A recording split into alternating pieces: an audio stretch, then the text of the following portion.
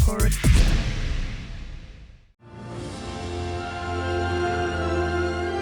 I had a dream my life would be so different from this hell I'm living. Hey guys. Can I ask, congratulations on the film, how would you convince someone who's not really into musicals to see? What would you tell them? It's obviously very... Well, this isn't really a musical. This is all the dialogue is sung, for sure, but it's not a musical that you may have come to understand before. You know, as you probably are well aware of, every take is sung live, and that's never actually been done on a musical of this scale or throughout a whole, film. So the key thing with this is the reason that the Victor Hugo's book has been made so many times into films. I think 34, 35 major films at this point in time. The success of the musical over 27 years. There's something really special in this story, something really human and gigantic in this story which touches everybody. So that's what I would say to that person. And actually 60 million people have seen the stage show.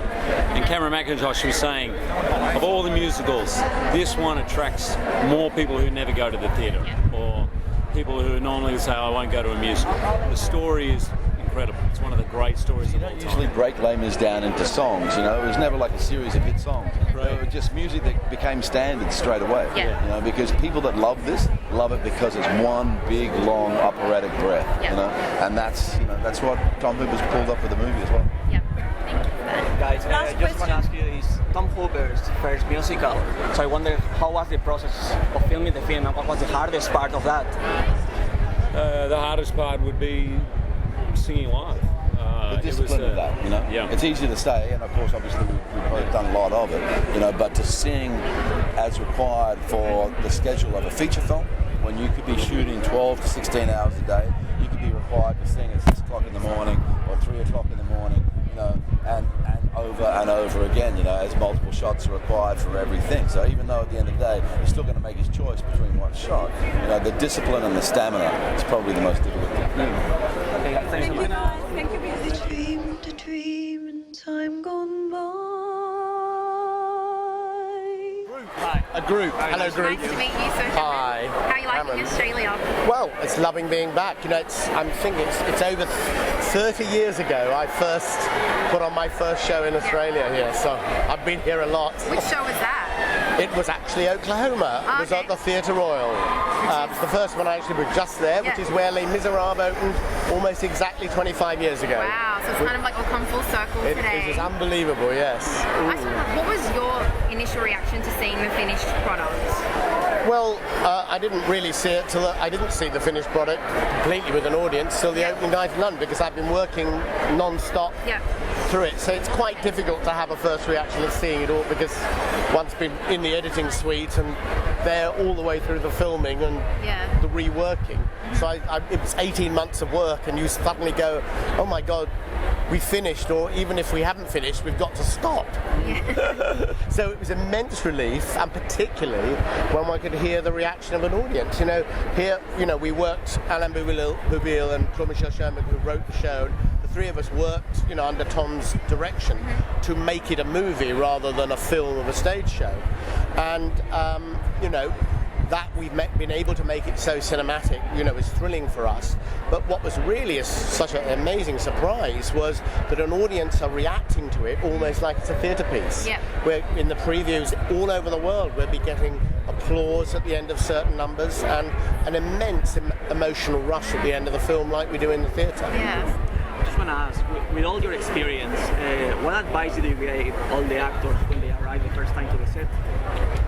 Well, we don't. The thing is, look, all of these actors in this film have fought to be in Les Miserables. They've all auditioned, which for the Hollywood stars is quite unusual, and it's because they love Les Mis. And the reason why Les Mis never dies and never is always fresh is that every new generation of actors want to be in Les Mis more than probably any other show in the world. And so when they got to the first day of rehearsal, they had been through a grueling audition process, and they were thrilled and excited that they'd actually passed muster, so that they they had the chance of actually doing this film. So you didn't need to give them any advice because they had Les Mis in their veins, and what they needed was then Tom to actually give them a new version of Les Miserables, which is something that only they could do. Okay. Very nice to meet you. Thank you very much. Thank you so much. I had a dream my life would be. Nice to meet you. Nice to meet you. So congratulations on Les Mis. The way you've shot the film with the live singing has obviously been buzzed about all over the world. Has someone noticed? I think so. I think people are talking about it. I was wondering, would you, if you shot a musical again, approach it the same way? And also, how do you think this will kind of set a precedent for the way maybe future musical films are shot? I really hope that people rethink how they do their musicals from now on. Because it's so much more real and visceral and believable. You know, I think sometimes people who find musicals different don't quite believe the world they create. And the key thing when you do a musical is you're creating an alternative reality where people communicate through song, but you have to make it utterly convincing. And singing live really helps. The believability really helps people suspend their disbelief and just get into the storytelling, which is what all good films are about. It's the storytelling. And at what point during production did you make the call to do the live singing?